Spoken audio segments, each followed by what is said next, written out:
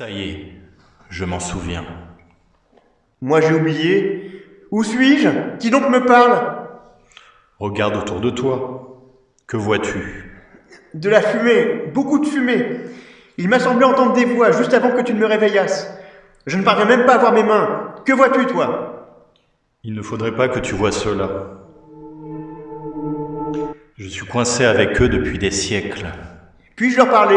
M'entendent-ils? Non. Tu m'as l'air bien seul. Aïe! Oh, à la longue, ce n'est plus si douloureux. Non, je dis aïe car je viens de me heurter contre une porte. Essayons de l'ouvrir. Tu n'y parviendras pas. Celles de mon palais sont toutes verrouillées. Voilà des siècles que je tente vainement de les ouvrir. Un palais? Tu es donc roi? Je crois que je peux y arriver. Tu n'y arriveras pas. Rien ne me résiste. Je vais y arriver. C'est peine perdue, mon ami. Tu n'y parviendras pas. Je fais une courte pause. Tu ne m'as pas répondu. Tu es donc roi? De quelle contrée? Je n'ai pas vu un seul de mes sujets depuis des siècles. Tout ce qui m'est permis de voir est ce spectacle de désolation. Mon passé me semble aplati et sec. Aplati et sec. Tu es donc poète en plus d'être roi, mon ami. Je ne l'aurais pas mieux scandé. Maintenant que tu le dis, il me semble avoir dormi depuis bien longtemps, depuis au moins... Entendu? Quoi donc?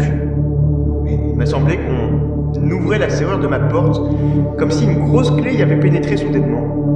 Mon pauvre, tu hallucines. J'ai cru aussi entendre 1000 fois ce... Ma porte se met à luire. Va voir une des portes de ton palais et dis-moi si tu vois ce même prodige.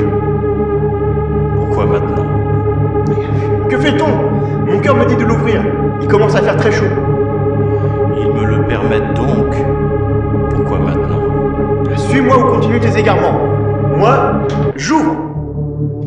Sur ma foi, il faut donc y aller. Pourquoi maintenant?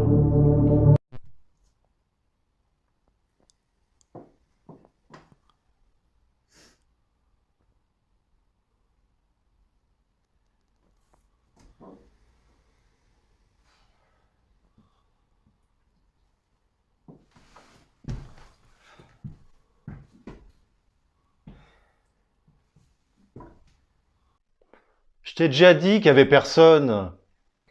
Et cela ne te dérange pas? Tu préfères attendre sans rien faire? La cité paraît immense. Il y a forcément quelqu'un. Dans tous les cas, je te vois te débattre vainement depuis des jours pour parler à quelques bougres, ou pire, quelques bougresses. Accepte donc que nous sommes seuls. Il en a été voulu ainsi. Eh bien moi, ça ne me déplairait pas. Quelques bougresses, comme tu dis. Moi, je ne te connais qu'un penchant. Celui d'accepter les choses telles qu'elles sont. Bigotement, sans les questionner. Tu ignores tant de choses qu'il te paraît logique de lancer tes questions aux quatre vents tout en ignorant les réponses qui tombent à tes pieds. Si elles tombent, c'est bien que quelqu'un les a lancées. Et toi, tu les ramasses comme des miettes. Bon, je suis las. Je regarderai tout à l'heure. Voilà qui est plus sage. Moi, en attendant, j'ignore à peu près tout sur ton compte. Si ce n'est ton impatience. Je n'en sais pas plus que toi. Mais je le découvrirai bien vite. S'il y a une chose dont je sois certain, c'est que rien ne me résiste. Et même 1000 paysages déserts n'entameront pas mes aspirations. J'ai besoin de vivre. Je vois déjà que tu es jeune et que malgré ta voracité, tu ne respires pas la vulgarité d'un pauvre laboureur et que même si tu étais au comble de la famine, tu éviterais d'utiliser tes doigts pour manger. Tu es donc noble, même si cela ne saute pas aux yeux. Moque-toi toujours. En attendant, aucun de tes sarcasmes ou de tes pieuses leçons n'ont rendu mémorable ou singulière toutes les journées que nous passons ici.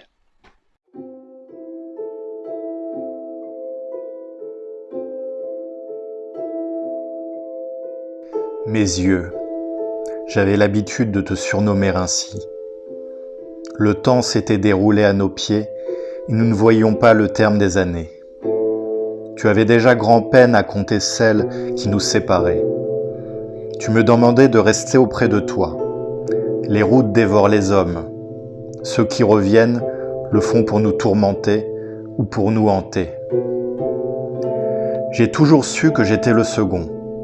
J'en ai d'abord souffert avant de respirer le vide qui t'entourait dans tes ouvrages ou dans le vent qui effleurait tes paupières closes au petit matin.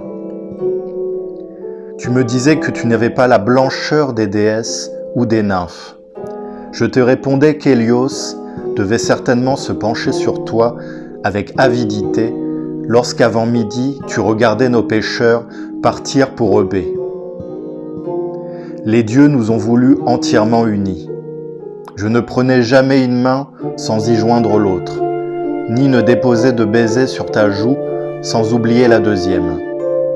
Nos peintres n'avaient pas ma fidélité. Tu avais un peu ri en observant ce vase. Tu me disais que tu ressemblais à toutes les autres et que je risquais, en les regardant trop souvent, d'en observer une autre. Je te répondais que la lumière avait imprimé ton visage sur mes deux iris, que s'ils étaient si sombres, c'était pour les recueillir pieusement. Ton visage. Je ne savais pas que ce crépuscule était le dernier. Je pensais qu'il y aurait une vie après l'horreur et l'effroi, que nous aurions le temps. Mes yeux, mon ami, ma meilleure amie. Je compte les siècles qui nous séparent. Ils me les ont rendus. Je ne vois plus rien.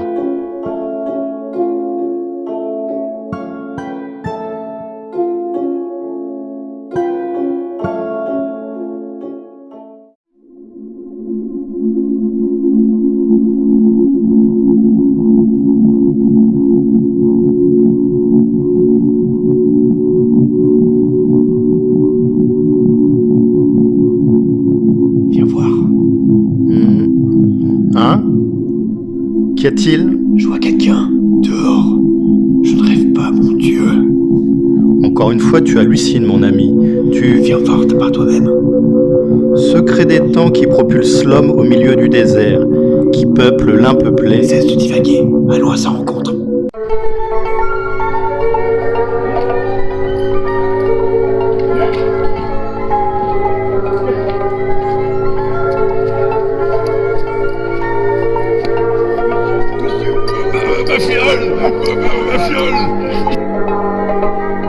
Le pauvre homme, des jours de marche ont dû altérer sa raison. Cela me rappelle mes propres pérégrinations sur la route de Delphes. Tous ces sentiers s'étendent vers le lointain, déroulés à l'infini de la bobine des parcs jusqu'au royaume d'Hadès. Leurs yeux me regardent encore. Ces chemins tortueux brouillent nos destinées. Aide-moi! Aide-moi! Aide-moi, pauvre fou! Aide-moi! D'où venez-vous? Qui êtes-vous? Où sont tous les autres?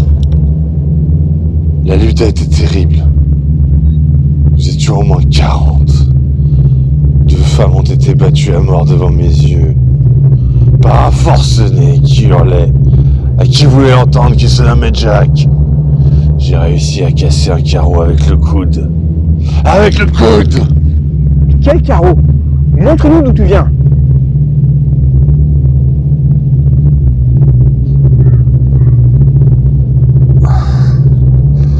Le reste du bâtiment était vide. Je suis sorti. Sans peine. Je me traîne depuis des jours. Où est-elle? Mon Dieu, où est-elle?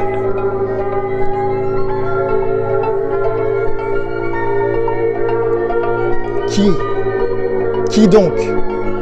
L'as-tu vu? Oh